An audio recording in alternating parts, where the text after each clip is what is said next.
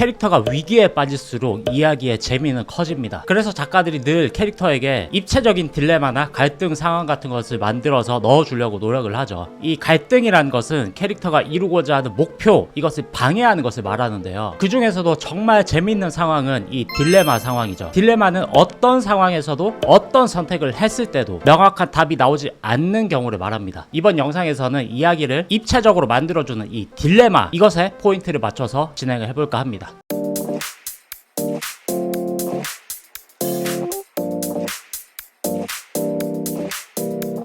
11워에서는 양진영 모두에게 관객의 입장에서 공감 가는 이유가 존재하기에 그 누가 져서도 이겨서도 안 되는 딜레마 상황이 발생합니다. 영화 주먹이 온다에서도 마찬가지입니다. 아시안게임 은메달리스트 강태식은 이혼을 요구한 아내와 더는 자신을 만나지 않겠다고 말하는 아들에게 자랑스러운 아버지가 되기 위해 링에 오릅니다. 상대편 유상화는 강도 사건으로 교도소에서 살게 된 반사회적 인물입니다. 그러나 유일하게 자신을 사랑해주는 할머니가 쓰러졌다는 소식에 할머니가 돌아가시기 직전 마지막으로 자랑스러운 손자의 모습을 보여주기 위해 링에 오릅니다. 그 누가 져서도 안 되고 그 누가 이겨서도 곤란한 상황, 이럴 때 관객들은 이야기에 더 몰입하게 됩니다. 그러나 이런 딜레마 상황을 만들려면은 사실 이 상황에 빠진 인물에 대한 객관적이고 심층적인 이해가 필요하죠.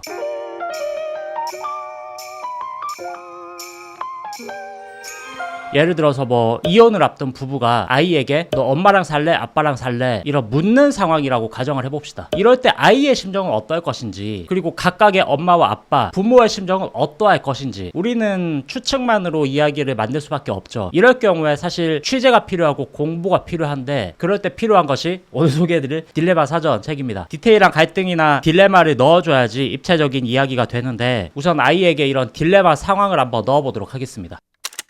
아빠랑 살래? 엄마랑 살래? 라는 물음에 아이는 불안함을 느꼈습니다. 어느 쪽을 택해도 왠지 모르게 버림받을 것 같다는 생각이 들었기 때문입니다. 부모는 늘 아이가 듣는 곳에서 부부싸움을 했었고, 그럴 때마다 아이는 불안함에 떨어야만 했습니다. 죄송해요. 제가 잘못했어요. 죄송해요. 자기 때문에 싸움을 한다고 느낀 아이는 부부싸움이 벌어질 때면 늘 불필요한 죄책감에 떨어야만 했습니다. 엄마를 택하면 아빠는 오히려 잘됐다 라고 생각할 것 같았습니다. 아빠를 택하면 엄마가 잘됐다라고 생각할 것 같았습니다. 언젠가 새엄마나 새아빠가 생기면 결국에 나는 버려지지 않을까라는 불안감도 밀려옵니다. 아이 외에 이 부모 중 한쪽에 대한 감정도 좀 들여다볼 수 있을 것 같은데요. 이번에는 책의 내용을 토대로 갈등 상황의 디테일을 더해보도록 하겠습니다. 204페이지에 나와 있는 자식이 헤어진 배우자와 같이 살고 싶어하다, 이거를 참고 삼아서 구성을 해보자면요. 사례가 나와 있고 발생할 수 있는 문제들, 결과, 생길 수 있는 감정, 내적 갈등,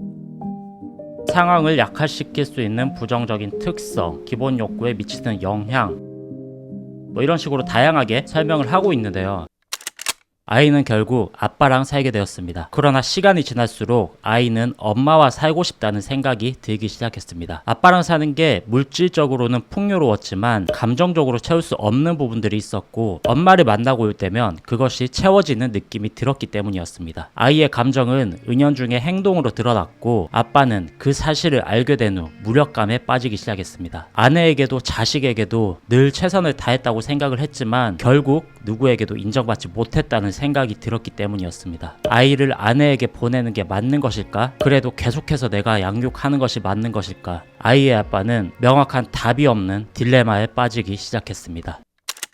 이렇게 딜레마나 갈등을 이용을 하니까 이야기가 좀 더 흥미롭게 변해가는 것이 느껴지시나요? 이런 식으로 캐릭터가 가진 딜레마들을 이야기에 활용을 할 수 있다는 것이죠. 이 책은 전 시리즈들인 트라우마 사전, 디테일 사전, 캐릭터 직업 사전, 이 책들과 같은 결의 내용이고요. 늘 말씀드리는 입체적인 이야기, 입체적인 캐릭터를 위해 반드시 필요한 취재와 인풋, 공부, 이것들에 대한 투자 시간을 효율적으로 줄여주는 책들이라고 생각을 합니다. 지금 쓰고 계신 이야기가 뭔가 막힌 채로 앞으로 나아가고 있지 않는 것 같다면은, 혹은 캐릭터의 감정이나 행동을 좀 더 입체적으로 묘사하고 싶다면, 캐릭터의 여정에 설득력을 더하고 싶다면 이번에 나온 110가지 유형이 담겨져 있는 딜레마 사전 책을 추천드립니다. 사실 뭐 이 시리즈가 너무 잘 뽑혀서 창작자들한테 거의 필수템처럼 되고 있는 책이라서요. 이 브랜디드 영상을 찍고 있지만 상당히 기분 좋게 찍고 있는다는 느낌. 늘 즐거운 창작 하시고요. 딜레마 키워드 잘 활용해 보시기 바랍니다. 감사합니다.